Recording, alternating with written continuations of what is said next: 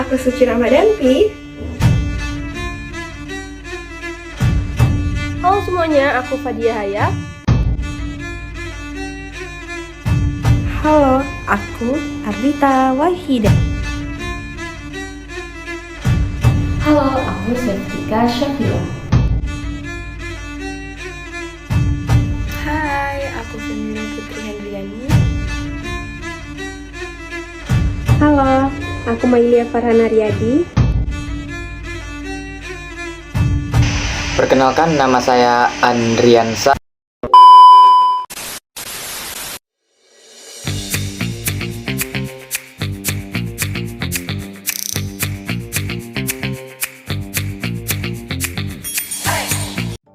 Pembangunan nasional adalah proses yang bersifat menyeluruh dan multidimensional, tidak hanya meliputi pertumbuhan ekonomi, akan tetapi juga perubahan sosial, peningkatan kesejahteraan manusia, dan distribusi yang adil dari hasil pembangunan. Dalam perkembangan teori pembangunan, terdapat berbagai model yang berusaha menjelaskan dan mengarahkan arah pembangunan, termasuk model pembangunan pertumbuhan, model pembangunan pemerataan pendapatan, model pembangunan kebutuhan dasar manusia, dan model pembangunan berwawasan kerakyatan. Model pembangunan pada dasarnya adalah bagaimana mengelola pertumbuhan yang menuju pada ide ekonomi yang memiliki arti baik, mencakup penerapan strategi ekonomi dan teknik tertentu untuk memanfaatkan sumber daya yang ada demi mendorong pertumbuhan ekonomi dan memperbaiki taraf hidup masyarakat. Model pembangunan pertumbuhan merupakan salah satu pendekatan paling awal dalam suatu teori pembangunan ekonomi. Model ini menekankan pada peningkatan output nasional produk domestik bruto (PDB) sebagai indikator utama keberhasilan pembangunan. Kunci utama dari model pertumbuhan ini adalah dukungan anggaran di sekitar kerangka akuntansi moneter, stakeholder merinci kewajiban neraca dan aset sektor moneter yang dikonsolidasikan secara tepat identitas akuntansi. Model ini bertujuan menjelaskan besarnya kapasitas produksi dan mempercepat laju pertumbuhan ekonomi dengan asumsi bahwa peningkatan tersebut pada akhirnya akan berdampak pada kesejahteraan umum. Menurut Slosowan dalam teorinya mengenai pertumbuhan ekonomi, yaitu jangka panjang itu ditentukan oleh kombinasi dari akumulasi modal, tenaga kerja, dan kemajuan teknologi. Sedangkan menurut Harald Domar, menekankan bahwa pertumbuhan ekonomi sangat bergantung pada tingkat tabungan dan investasi. Semakin besar keduanya, maka kapasitas produksi dan output yang dihasilkan akan semakin besar. Model pembangunan pertumbuhan seringkali diterapkan oleh negara-negara berkembang pada awal masa pembangunan karena dianggap mampu untuk mempercepat industrialisasi dan menarik investasi asing. Terdapat beberapa kelebihan dari model ini, yaitu mampu mendorong pertumbuhan ekonomi yang cepat melalui akumulasi modal dan investasi besar-besaran sehingga dapat meningkatkan PDB nasional secara signifikan, seperti pembangunan sektor industri dan infrastruktur di negara-negara berkembang, Indonesia ataupun Vietnam yang telah meningkatkan pertumbuhan ekonomi dan menambah pendapatan nasional. Lalu yang kedua, mempercepat proses industrialisasi dan modernisasi ekonomi yang menciptakan lapangan kerja di sektor industri dan meningkatkan produktivitas nasional.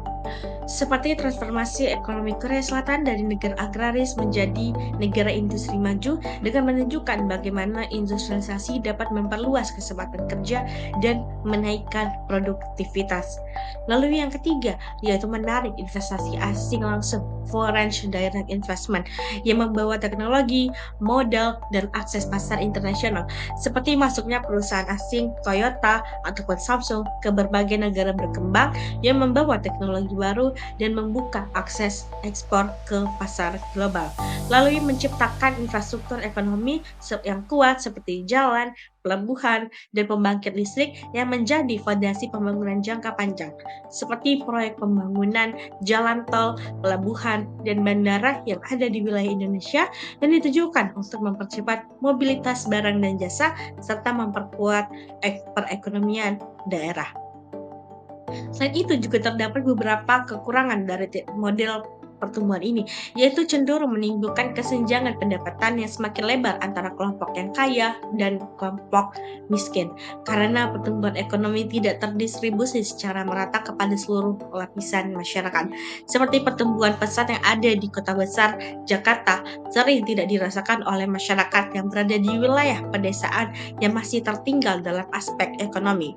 Lalu yang kedua, mengabaikan aspek kesejahteraan sosial dan kualitas hidup masyarakat karena fokus utamanya bukan hanya pada peningkatan angka-angka perekonomian tanpa memperhatikan dimensi kemanusiaan pembangunan. Seperti PDB meningkat, namun angka kemiskinan dan angka pengangguran tetap tinggi. Karena apa? Pembangunan tidak menyentuh kebutuhan dasar masyarakat. Lalu yang ketiga, dapat menyebabkan eksploitasi sumber daya alam yang berlebihan tanpa mempertimbangkan keberlanjutan lingkungan untuk generasi yang akan mendatang. Seperti pembukaan lahan hutan untuk perkebunan sawit ataupun tambang yang menyebabkan kerusakan ekosistem dan pencemaran lingkungan. Lalu yang keempat, yaitu pembangunan infrastruktur dan industri besar seringkali tidak berdampak langsung terhadap pengentasan kemiskinan ataupun peningkatan pendapatan masyarakat kecil. Seperti pembangunan kawasan industri sering hanya menguntungkan investor dan pekerja terampil saja, sementara masyarakat sekitar tidak bisa mendapatkan manfaat ekonominya secara langsung. Nah, model pembangunan yang kedua yakni adalah model pembangunan pemerataan pendapatan, di mana model ini menjadi salah satu aspek penting dalam mewujudkan keadilan sosial, sekaligus untuk mendorong kesejahteraan masyarakat secara keseluruhan. Nah, menurut Guru Singa, pada tahun 2022, pemerataan pendapatan ini perlu menjadi perhatian lebih nih, karena melalui pemerataan pendapatan, hasil-hasil pembangunan yang diharapkan itu dapat tersebar secara adil. Nah, sehingga mendoronglah pertumbuhan ekonomi yang lebih inklusif dan berkelanjutan. Nah, melalui upaya kebijakan redistribusi pendapatan dengan kebijakan yang progresif seperti pajak ataupun program-program sosial lainnya, ini maka pendapatan menjadi kunci utama dalam mencapai pemerataan. Nah, dengan kebijakan tersebut diharapkanlah mampu memperkecil terjadinya kesenjangan pendapatan dan memperkokoh landasan dari pembangunan yang berkeadilan sosial, serta mendorong terciptanya pertumbuhan ekonomi yang semakin berkembang dan berkelanjutan. Nah, dari model pembangunan pemerataan pendapatan ini terdapatlah kekurangan dan kelebihan, di mana kelebihannya yang pertama pastinya model ini tuh mampu mengurangi kesenjangan ekonomi dan meningkatkanlah suatu keadilan sosial seperti kebijakan redistribusi pendapatan seperti pajak progresif dan program-program bantuan sosial seperti PKH ataupun BLT. Lalu yang kedua pastinya ia mampu mendorong pertumbuhan ekonomi yang lebih inklusif dan berkelanjutan, di mana pastinya seluruh lapisan masyarakat itu dapat berpartisipasi dan menikmati hasil pembangunan. Yang ketiga itu pastinya meningkatkan daya beli masyarakat secara keseluruhan, yang pada gilirannya itu dapat mendoronglah permintaan domestik dan pertumbuhan ekonomi itu akan lebih stabil. Yang terakhir pastinya mengurangi tingkat kemiskinan dan meningkatkan kualitas hidup masyarakat luas melalui akses yang lebih baik terhadap pendidikan, kesehatan maupun pelayanan publik. Nah, terdapatlah juga kekurangan dari model ini. Yang pertama pastinya efektivitas kebijakan redistribusi sangat tergantung pada rancangan dan pelaksanaannya. Lalu tanpa dukungan dari transfer sosial dan tata kelola perpajakan yang memadai, peningkatan tarif pajak itu bisa saja progresif dan tidak cukup untuk mengurangi kesenjangan secara signifikan. Lalu dapat juga menimbulkan disinsentif bagi pelaku ekonomi produktif jika kebijakan redistribusi terlalu ekstrim yang dapat menghambat pertumbuhan ekonomi pastinya. Lalu yang terakhir pastinya kita juga memerlukan kapasitas administrasi pemerintah yang lebih kuat untuk mengelola sistem perpajakan dan program sosial yang lebih kompleks, serta memastikan bahwa bantuan yang diberikan tadi tepat sasaran kepada masyarakat yang membutuhkan. Baik, selanjutnya yaitu model ketiga, model pembangunan kebutuhan dasar manusia. Model pembangunan kebutuhan dasar manusia ini bisa saja memiliki keunikan di dalam proses pembangunan kebutuhan dasarnya, di mana kehadiran masyarakat di dalam proses pembangunan kebutuhan dasar ini adalah sebagai penentu kesuksesan yang ingin dicapai oleh suatu negara. Model pembangunan kebutuhan dasar ini juga merupakan model pembangunan yang berfokus terhadap penyediaan kebutuhan dasar terhadap masyarakat melalui pangan, sandang, papan, pendidikan, hingga kesehatan. Pada model ini juga pemerintah memiliki peran yang penting sebagai penyedia layanan untuk memenuhi kebutuhan dasar masyarakatnya. Kartono dan Nurholis tahun 2016 menyatakan bahwasannya strategi pembangunan kebutuhan dasar ini dapat dilaksanakan dengan melalui pemberian subsidi atau bantuan langsung kepada masyarakat yang kurang mampu. Pada model pembangunan kebutuhan dasar manusia ini memiliki kelebihan dan kekurangan masing-masingnya. Yang pertama, kelebihan pada kebutuhan dasar manusia. Kebutuhan dasar manusia ini yang pertama berfokus langsung pada peningkatan kualitas hidup masyarakat melalui pemenuhan kebutuhan dasarnya seperti pangan, sandang, papan, pendidikan, dan kesehatan. Yang kedua, memiliki pengaruh yang signifikan terhadap indeks pembangunan manusia atau IPM dan dapat mengurangi tingkat kemiskinan secara efektif. Yang ketiga, mendorong pemerataan hasil pembangunan karena prioritas ini diberikan kepada kelompok masyarakat yang paling membutuhkan. Yang terakhir ada meningkatkan produktivitas jangka panjang melalui investasi pada sumber daya yang lebih sehat dan terdidik. Adapun kekurangan pada model kebutuhan dasar manusia ini yang pertama, memerlukan anggaran pemerintah yang cukup besar untuk menyediakan subsidi dan bantuan langsung kepada masyarakat yang kurang mampu. Yang kedua, dapat menimbulkan ketergantungan masyarakat terhadap bantuan dari pemerintah jika tidak diimbangi dengan program pemberdayaan ekonomi. Yang ketiga, seringkali menghadapi sebuah tantangan dalam targeting dan distribusi bantuannya, sehingga subsidi ini tidak selalu tepat sasaran dan dapat bocor kepada kelompok yang tidak membutuhkan. Yang terakhir, fokus pada pemenuhan kebutuhan dasar dan dapat mengabaikan pentingnya pertumbuhan ekonomi jangka panjang dan pembangunan infrastruktur yang lebih produktif. Baik, di sini aku bakal jelasin model pembangunan berwawasan rakyat. Model pembangunan berwawasan rakyat atau pembangunan berbasis kerakyatan merupakan pendekatan pembangunan yang menempatkan masyarakat sebagai subjek utama dalam pembangunan, bukan hanya sebagai objek atau penerima manfaat. Model ini muncul sebagai kritik terhadap model pembangunan yang bersifat top-down dan sentralistik, yang cenderung mengabaikan aspirasi dan partisipasi masyarakat lokal. Model ini juga menekankan pentingnya pemberdayaan ekonomi kerakyatan yang langsung bersentuhan dengan kegiatan ekonomi berkelanjutan. Dengan berbasis masyarakat, pembangunan wilayah diharapkan menjadi lebih baik karena dibangun berprinsip dari, oleh, dan untuk masyarakat. Dalam implementasinya, model pembangunan berwawasan rakyat memerlukan adanya sistem pemahaman yang komprehensif dari aktor pengambil kebijakan mengenai masalah terkait, yang berangkat dari pengetahuan secara akademis dan diperkuat oleh data-data lapangan sehingga dapat menghasilkan skala kebijakan yang berbasis kerakyatan secara umum dan ekologi secara khusus. Selanjutnya, ada kelebihan dan kekurangan model pembangunan berwawasan rakyat. Kelebihannya yang pertama, memberikan ruang partisipasi yang luas kepada masyarakat dalam proses perencanaan, pelaksanaan, dan evaluasi pembangunan, sehingga program lebih sesuai dengan kebutuhan lokal. Yang kedua, mendorong pemberdayaan masyarakat dan penguatan modal sosial di tingkat lokal, yang meningkatkan keberlanjutan program pembangunan. Yang ketiga, mempertimbangkan kearifan lokal dan potensi sumber daya daerah, sehingga pembangunan lebih berkelanjutan secara ekonomi, sosial, dan lingkungan. Dan yang terakhir, meningkatkan akuntabilitas dan transparansi pemerintah karena masyarakat terlibat aktif dalam mengawasi pelaksanaan pembangunan. Kekurangannya, yang pertama, memerlukan waktu yang lebih lama dalam proses perencanaan karena harus melibatkan berbagai stakeholder dan memfasilitasi partisipasi masyarakat yang luas. Yang kedua, kapasitas dan kemampuan masyarakat lokal yang berbeda-beda dapat mengakibatkan kesenjangan dalam hasil pembangunan antar wilayah. Yang ketiga, proses partisipasi yang tidak terkelola dengan baik dapat didominasi oleh elit lokal, sehingga suara masyarakat marginal tetap terabaikan. Terakhir, memerlukan komitmen politik yang kuat dan perubahan mindset birokrasi dari pendekatan top-down menjadi bottom-up yang tidak mudah dilakukan dalam waktu singkat.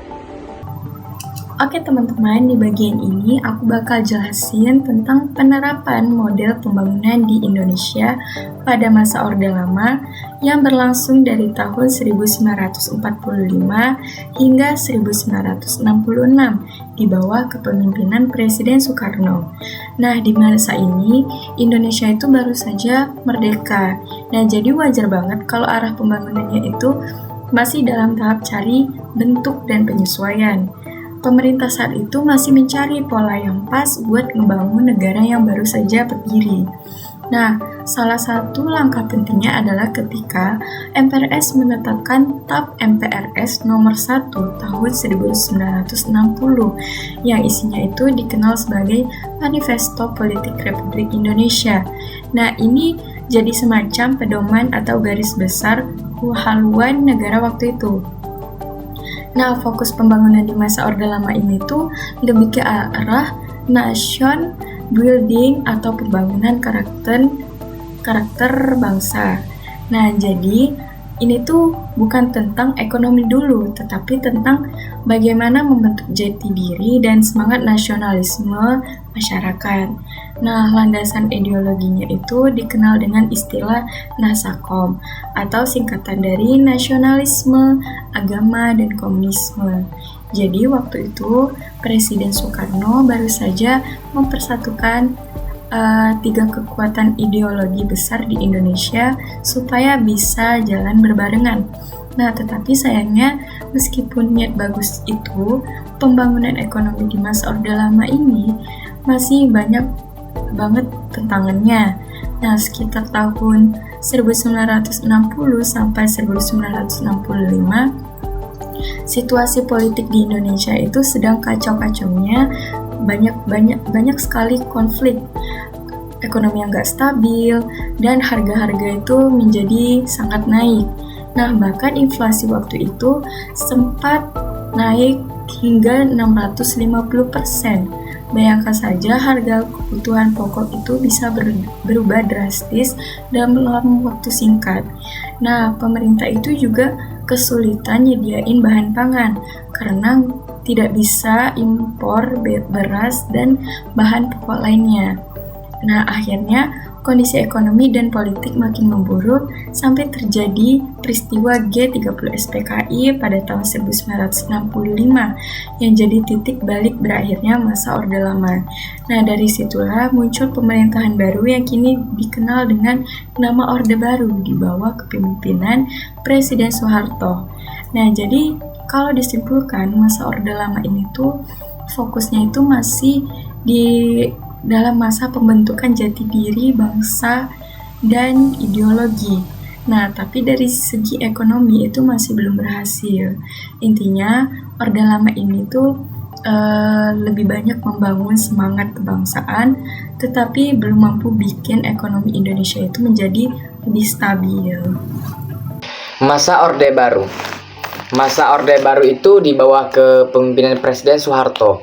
Jadi dia itu menandai perubahan fundamental dalam pendekatan pembangunan Indonesia. Pemerintah Orde Baru itu mengadopsi model pembangunan pertumbuhan ekonomi atau yang disebut dengan growth oriented development dengan penekanan pada stabilisasi ekonomi dan pembangunan infrastruktur.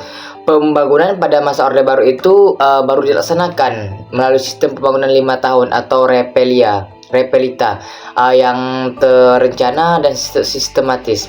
Jadi prioritas pembangunan pada masa Orde Baru itu adalah program swasembada pangan yang maju, yang cukup sukses yang dilakukan dan membawa Indonesia kepada negara yang cukup maju sehingga dikenal dengan julukan Macan Asia. Jadi pembangunan pada masa Orde Baru itu juga memiliki kemarahan signifikan. Pembangunan yang kurang merata menimbulkan kesenjangan antara pusat dan daerah sebagian karena kekayaan daerah disedot ke pusat. Jadi model pembangunan itu juga sangat mengandalkan utang luar negeri yang membiayai pembangunan dan menutup defisit anggaran dan mengakibatkan akumulasi bunga utang yang terus berkembang dan memberatkan pemerintah. Yang dimulai sejak tahun 1998 menjadi titik balik yang sangat penting dalam perjalanan pembangunan di Indonesia. Pada masa itu, pemerintah menyadari bahwa model pembangunan sebelumnya yang sangat terpusat di Jakarta dan hanya menekankan pada pertumbuhan ekonomi ternyata belum bisa menjawab berbagai persoalan yang ada, seperti ketimpangan wilayah, kemiskinan, dan juga lemahnya keterlibatan masyarakat dalam menentukan arah pembangunan. Karena itu, pembangunan di era reformasi bergeser pada paradigma yang lebih demokratis, inklusif, dan juga memperhatikan kesejahteraan masyarakat secara menyeluruh. Perubahan itu kemudian dituangkan dalam Undang-Undang Nomor 25 Tahun 2004 tentang Sistem Perencanaan Pembangunan Nasional, di mana undang-undang itu menegaskan bahwa pembangunan di Indonesia itu harus terencana dalam jangka panjang melalui RPJP nasional selama 20 tahun disertai rencana jangka menengah dan juga tahunan yang lebih operasional. Namun yang paling penting dari perubahan ini adalah munculnya cara perencanaan yang tidak hanya berasal dari pemerintah pusat aja atau top down, tetapi juga melibatkan masyarakat secara aktif melalui musyawarah perencanaan pembangunan yang disebut dengan musrenbang. Melalui musrenbang, warga dapat menyampaikan pendapat, kebutuhan, dan juga aspirasi mereka sebagai dasar penyusunan rencana pembangunan, sehingga perpaduan antara pendekatan top down dan juga bottom up benar-benar bisa diwujudkan, sehingga pembangunan menjadi lebih dekat dengan kebutuhan nyata masyarakat dan tidak lagi hanya sekedar bentuk kebijakan yang dibuat dari atas. Selain membuka ruang partisipasi publik, era reformasi juga memperkuat peran pemerintah daerah melalui otonomi daerah. Pemerintah daerah diberikan wewenang secara penuh untuk mengatur dan mengelola pembangunan sesuai dengan potensi wilayah masing-masing. Hal ini penting karena Indonesia memiliki karakteristik geografis, budaya, dan juga sumber daya yang sangat beragam, sehingga pendekatan pembangunan harus berbeda di setiap daerahnya. Dengan otonomi daerah, pembangunan diharapkan tidak lagi tersentralisasi di pusat, tetapi daerah juga bisa tumbuh lebih mandiri dan inovatif dalam mengelola program-program publik mereka. Di sisi lain, reformasi membawa agenda besar dalam perbaikan tata kelola pemerintahan, di mana pemerintah berupaya untuk memperkuat demokrasi, memerangi KKN, korupsi, kolusi, nepotisme, meningkatkan sistem pengawasan, dan juga memastikan penegakan hukum berjalan dengan lebih baik lagi. Pembangunan juga diarahkan untuk memperbaiki kualitas pendidikan, kesehatan, transportasi, dan juga mendorong pemberdayaan ekonomi masyarakat melalui UMKM sebagai tulang punggung perekonomian nasional. Selain itu, perhatian pada pembangunan berkelanjutan mulai ditingkatkan dengan mempertimbangkan berbagai faktor, salah satunya lingkungan, agar pembangunan tidak merusak alam dan tetap membawa manfaat bagi generasi-generasi berikutnya. Namun, meskipun fondasinya sudah jauh lebih baik dan kokoh, pelaksanaan pembangunan di era reformasi juga masih menghadapi sejumlah tantangan, di mana salah satunya ketimpangan antar daerah masih terjadi karena tidak semua daerah mempunyai kapasitas dan juga sumber daya yang memadai untuk menjalankan otonomi mereka dengan optimal. Masalah korupsi juga masih menjadi hambatan yang besar yang membuat program pembangunan terkadang kurang efektif dan hasilnya tidak sepenuhnya dirasakan oleh masyarakat. Lalu, meskipun mekanisme musrembang memberikan ruang partisipasi publik, dalam praktiknya belum sepenuhnya berjalan dengan ideal. Ada kalanya masyarakat kurang mendapatkan informasi atau keterlibatan hanya sebatas formalitas, sehingga suara mereka belum menjadi penentu utama arah kebijakan pembangunan. Walaupun demikian, jika dilihat secara keseluruhan, era reformasi telah membawa perubahan yang sangat berarti dalam perjalanan pembangunan di Indonesia. Pembangunan kini lebih berpihak pada masyarakat, lebih terbuka terhadap kritik dan partisipasi publik, serta tidak lagi hanya mengejar angka pertumbuhan, tetapi juga memperhatikan pemerataan manfaatnya. Pada era ini, mulai diterapkan model pembangunan berwawasan rakyat, yaitu pembangunan yang menempatkan masyarakat sebagai pusatnya. Masyarakat bukan hanya sebagai penerima hasil pembangunan, tapi juga terlibat langsung dalam menentukan apa yang mereka butuhkan melalui partisipasi seperti musrembang dan juga program pemberdayaan ekonomi rakyat. Di saat yang sama, pemerintah juga mendorong model pembangunan berkelanjutan yang menekankan pentingnya menjaga kelestarian lingkungan dan juga sumber daya alam supaya pembangunan yang dilakukan hari ini tidak menimbulkan kerugian bagi generasi-generasi mendatang. Transformasi tersebut menunjukkan bahwa Indonesia terus berupaya memperbaiki diri untuk mewujudkan pembangunan yang lebih adil, merata, dan tetap memperhatikan masa depan. Kalau kita lihat perjalanan pembangunan di Indonesia, sebenarnya yang dicari itu bukan hanya pertumbuhan ekonomi yang tinggi, tapi bagaimana hasilnya bisa dirasakan oleh semua lapisan masyarakat. Indonesia sudah mencoba berbagai model pembangunan dari masa ke masa, dan tiap model punya kelebihan dan juga tantangannya tersendiri. Sampai akhirnya di era reformasi, arah pembangunan mulai terbuka, melibatkan masyarakat dan juga memperhatikan keberlanjutan supaya alam dan generasi mendatang juga ikut terlindungi. Artinya, pembangunan kita sekarang semakin fokus untuk menyeimbangkan antara kemajuan ekonomi, pemerataan kesejahteraan, dan juga lingkungan yang tetap terus terjaga. Hal itu menunjukkan bahwa Indonesia terus berupaya menemukan cara terbaik agar pembangunan benar-benar membawa manfaat yang lebih luas dan lebih adil bagi seluruh masyarakatnya. Supaya tujuan pembangunan itu benar-benar tercapai, pemerintah dan semua pihak yang terlibat perlu bekerja lebih solid dan kuat lagi dalam memperbaiki tata kelola, meningkatkan transparansi, dan juga membuka ruang partisipasi masyarakat secara lebih nyata, bukan hanya sebagai formalitas saja. Kebijakan yang dibuat juga penting untuk terus menyesuaikan dengan kebutuhan zaman, menggunakan data yang akurat, memanfaatkan teknologi, dan juga tetap menjaga lingkungan sebagai bagian dari pembangunan. Selain itu, pengawasan yang kuat dan komitmen untuk mengurangi korupsi harus selalu dijaga dan diperkuat supaya program-program pembangunan bisa berjalan efektif dan manfaatnya benar-benar sampai ke masyarakat. Dengan cara-cara tersebut, Indonesia bisa semakin dekat pada tujuan pembangunan nasional, yaitu masyarakatnya hidup lebih sejahtera, adil, dan siap menghadapi masa depan.